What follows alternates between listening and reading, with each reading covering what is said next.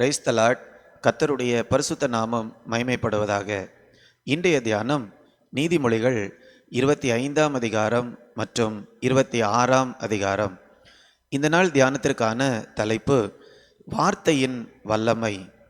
நம்ம பேசக்கூடிய வார்த்தை மிகுந்த வல்லமையுள்ளதாக காணப்படுகிறது.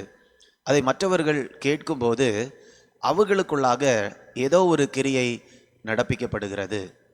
ஏனென்றால் நம்ம தேவனுடைய சாயலில் உருவாக்கப்பட்டிருக்கிறபடியால் தேவன் ஒரு வார்த்தையை சொல்லும்போது அது எந்த அளவுக்கு ஒரு விளைவை உண்டு பண்ணினதோ அதே மாதிரி நாம் பேசக்கூடிய வார்த்தைகளும் மற்றவர்களுடைய வாழ்க்கையில் பெரிய விளைவுகளை கொண்டு வருகிறது.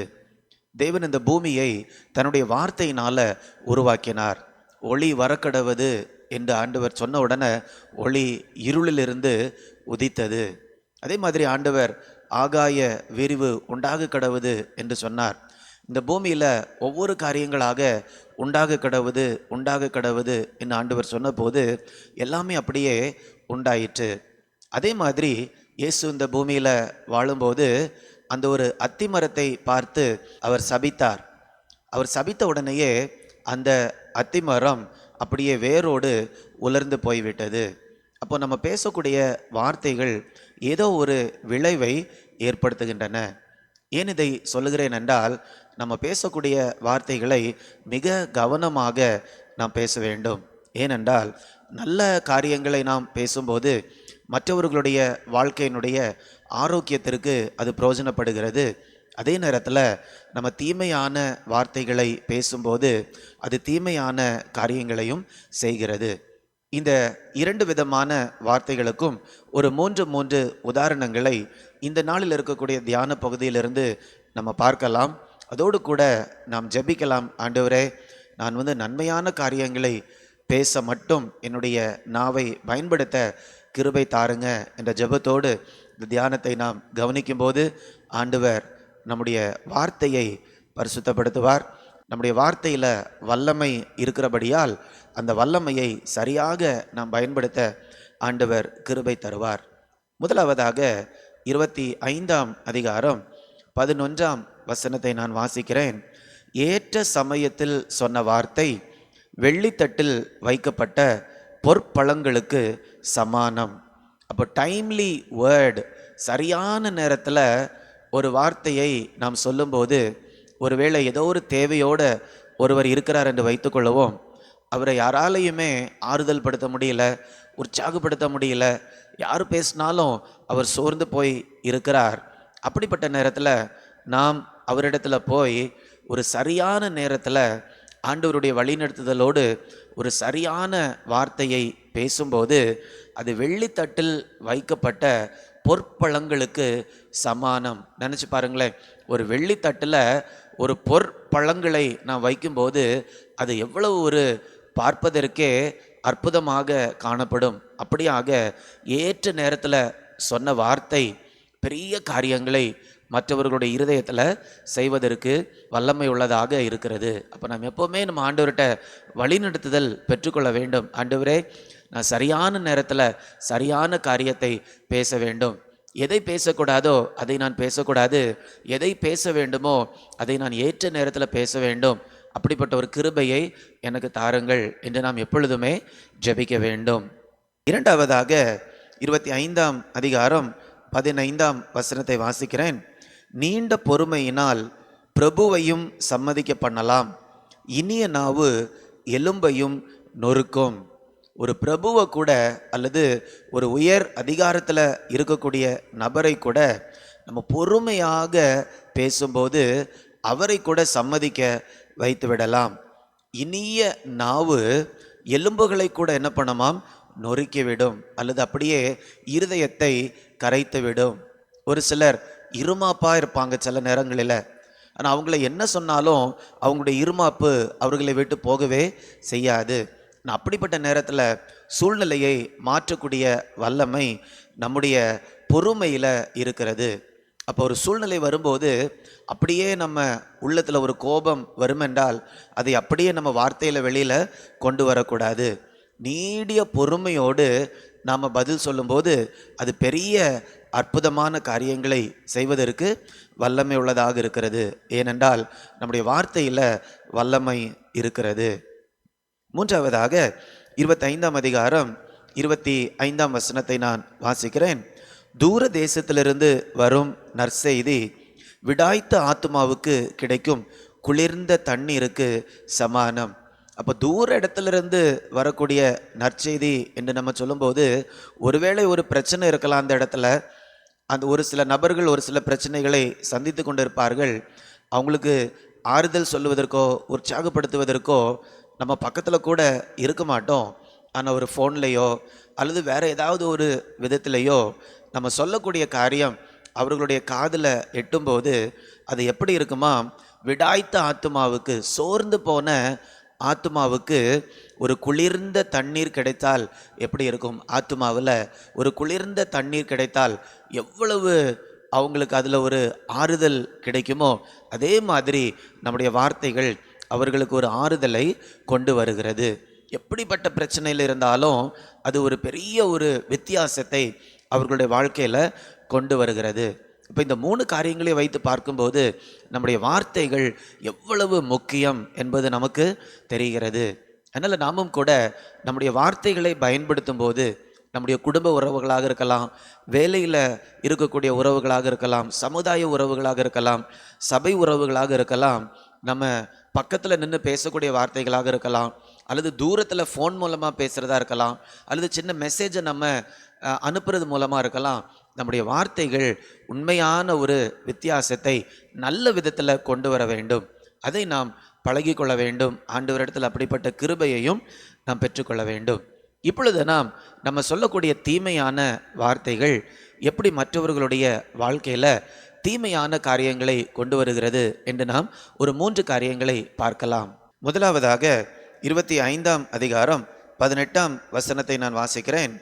பிறனுக்கு விரோதமாய் பொய் சாட்சி சொல்லுகிற மனுஷன் தண்டாயுதத்திற்கும் கட்கத்திற்கும் கூர்மையான அம்புக்கும் ஒப்பாவான்.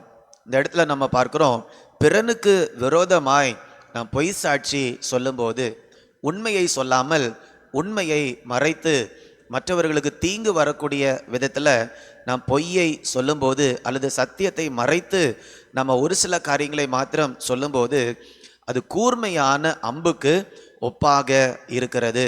அப்படி பேசக்கூடிய மனுஷன் கூர்மையான அம்புக்கு ஒப்பாவான். அப்போ நாம் உண்மையை பேசாமல் இருக்கும்போது அது எந்த அளவுக்கு மற்றவர்களுடைய வாழ்க்கையில் ஒரு பாதிப்பை கொண்டு வருகிறது என்று நாம் பார்க்க வேண்டும். அப்போ நம்ம ஒருவேளை தெரியாமல் கூட பேசலாம், ஆனால் சரியான காரியத்தை நம்ம சொல்லாமல் இருக்கும்போது மற்றவர்களுக்கு பயங்கரமான வேதனையையும் இழப்பையும் கொண்டு வருகிறது. இதை நாம் உணர்ந்து செயல்படும் போது நிதானமாக நாம் என்ன பண்ண ஆரம்பிப்போம்? நாம் பேச ஆரம்பிப்போம். அடுத்தபடியாக 26ஆம் அதிகாரம் 9ஆம் வசனத்தை நான் வாசிக்கிறேன். மூடன் வாயில் அகப்பட்ட பழமொழி வெறியன் கையில் அகப்பட்ட முள்ளு. அப்போ ஒரு மூடனுடைய வாயில ஒரு பழமொழியை போல நல்ல சொற்கள் கூட காணப்படலாம். ஆனால் அவன் மூடனாக இருக்கிறபடியால் அது எப்படி இருக்குமாம்? ஒரு வெறியனுடைய கையில் அகப்பட்ட ஒரு முள்ளை போல காணப்படுகிறது. நினச்சி பாருங்களேன், ஒரு வெறி பிடித்த ஒரு மனிதன் கையில் ஒரு பெரிய முள்ளை எடுத்து வைத்து கொண்டு இருப்பார் என்றால் அது பக்கத்தில் இருக்கிறவங்களுக்கு எவ்வளவு பெரிய ஆபத்தை கொண்டு வரும். பக்கத்தில் இருக்கிறவங்கள அவன் தாக்குவான். ஏன்னா அவன் மூடனாக இருக்கிறபடியால் அல்லது அவன் வெறியனாக இருக்கிறபடியால் பக்கத்தில் இருக்கிற எல்லாரையுமே அவன் தாக்கி விடுவான். ஏன் ஆண்டவர் இந்த ஒரு உதாரணத்தை நமக்கு சொல்லுகிறார் என்று நாம் பார்க்கும்போது, நம்முடைய வாயில மூடனாக இருந்து நம்முடைய வாயில பழமொழியை போல சொற்கள் இருந்தாலும், ஒருவேளை அது வெளியில பார்ப்பதற்கு நல்லதை போல காணப்பட்டாலும், ஒரு வெறியன் கையில் இருக்கக்கூடிய முள்ளை எப்படி மற்றவர்களை பாதிக்கிறதோ அதே மாதிரி நம்முடைய வார்த்தைகளும் ஒரு முள்ளை போல அவர்களுடைய ஆத்துமாவை பாதிக்கிறது. பாருங்களேன், ஒரு முள்ளை போல பாதிக்கிறது. ஒரு ஆண்டவரை பின்பற்றக்கூடிய ஒரு மனுஷன் அல்லது ஆண்டவருடைய பிள்ளை உலகத்திற்கு உப்பாக தான் இருக்க வேண்டும். எல்லா விதத்திலையும் மக்களுடைய வாழ்க்கையை ஆசீர்வதிக்கக்கூடியதாக தான் இருக்க வேண்டும். நம்முடைய வாழ்க்கை அல்லது நம்முடைய வார்த்தை ஒரு நாளும் ஒரு முள்ளை போல மற்றவர்களுடைய ஆத்துமாவில் குத்தவே கூடாது. அதனால் நம்ம நம்முடைய வார்த்தைகளை நாம் சரி செய்ய வேண்டும்.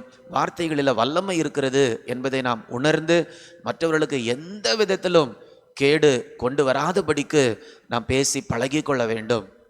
கடைசியாக 26ஆம் அதிகாரம் 22ஆம் வசனத்தை நான் வாசிக்கிறேன். கோள்காரனுடைய வார்த்தைகள் விளையாட்டு போல் இருக்கும், ஆனாலும் அவைகள் உள்ளத்திற்குள் தைக்கும். தைக்கும் என்று சொல்லும்போது, இந்த துணி தைக்கும் போதெல்லாம் ஒரு ஊசியை எடுத்து என்ன பண்ணுறோம், ஒரு துணிக்குள்ளால அப்படியே நம்ம குத்துறோம். அது உள்ளால போய் தான் அந்த நூல் அந்த துணியை தைக்கிறது. அதே மாதிரி தான் கோள்காரன் சொல்லக்கூடிய வார்த்தைகள் எப்படி இருக்குமா, விளையாட்டு போல் இருக்குமா. அப்படின்னா எப்படி சொல்லுவாங்கன்னா, அது நீங்கள் 19ஆம் வசனத்தில் படிக்கும்போது, அப்படியே தனக்கடுத்தவனை வஞ்சித்து நான் விளையாட்டுக்கல்லவோ செய்தேன் என்று சொல்லுகிற மனுஷன் இருக்கிறான். அப்படின்னா பக்கத்தில் இருக்கிறவங்கள அவங்க உள்ளத்திலிருந்து இப்படி ஊசி தைக்கிறது மாதிரி ஒரு வார்த்தையை சொல்லுவாங்க. ஆனால் அவங்க வேதனைப்படுறதை பார்க்கும்போது, நான் சும்மா விளையாட்டுக்கு தான் நான் சொன்னேன் அப்படின்னு சொல்லுவாங்க. அப்போ விளையாட்டை போல காணப்படலாம், அல்லது அவங்க கூட சொல்லுவாங்க நான் விளையாட்டுக்கு தான் சொன்னேன் அப்படின்ட்டு. ஆனால் பாதிக்கப்படுறவங்களுடைய உள்ளம் ஒரு ஊசி குத்துனா எப்படி அது உள்ளால போகுமோ, அதே மாதிரி இந்த வார்த்தைகள் அவர்களுடைய உள்ளத்திற்குள்ளாக ஒரு ஊசியை போல செல்லுகிறது. பயங்கரமான வேதனையை, பயங்கரமான காயங்களை உண்டாக்குகிறதாக காணப்படுகிறது. நிறைய பேர் இந்த மாதிரி சொல்லுவாங்க, நான் எதையுமே மனசில் வைக்க மாட்டேன், அப்படியே நான் சொல்லிவிடுவேன் என்று சொல்லி. ஆனால் அவங்க அன்போடு அதை சொல்லுகிறாங்களா அப்படின்னு அவங்களுக்கு தெரியாது.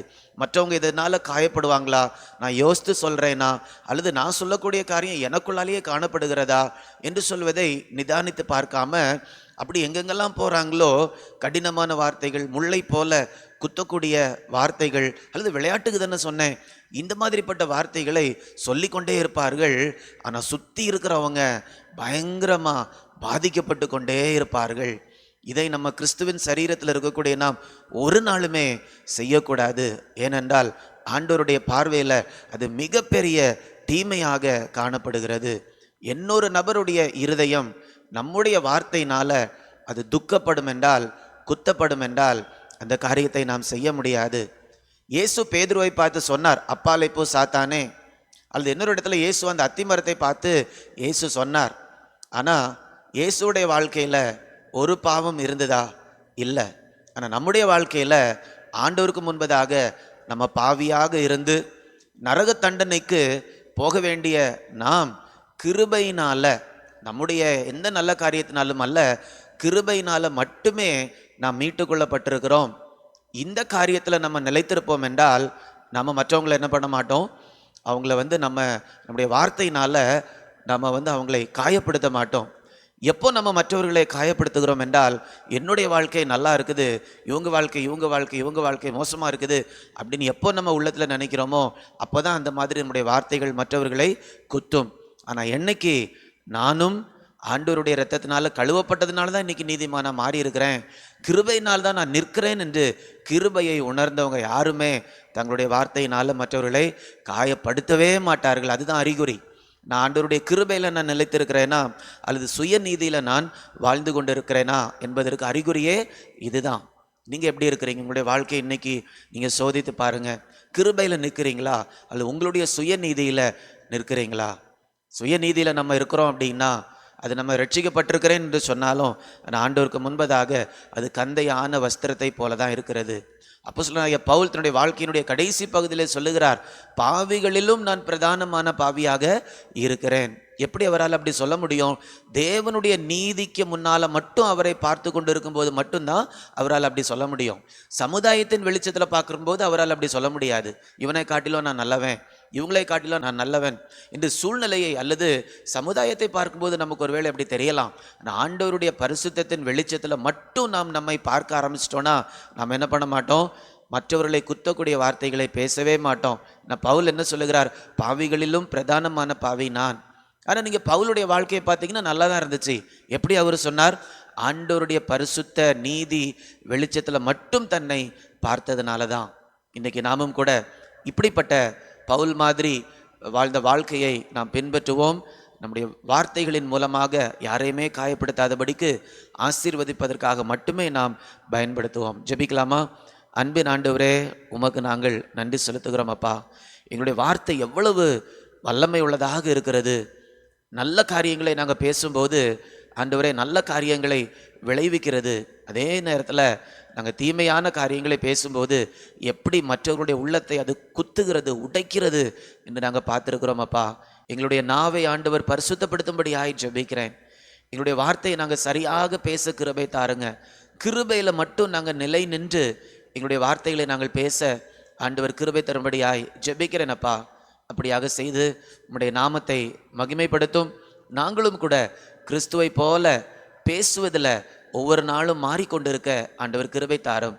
மீட்பர் இயேசுவின் மூலம் கேட்கிறேன் நல்ல பிதாவே. ஆமேன், ஆமேன். God bless you. God bless you.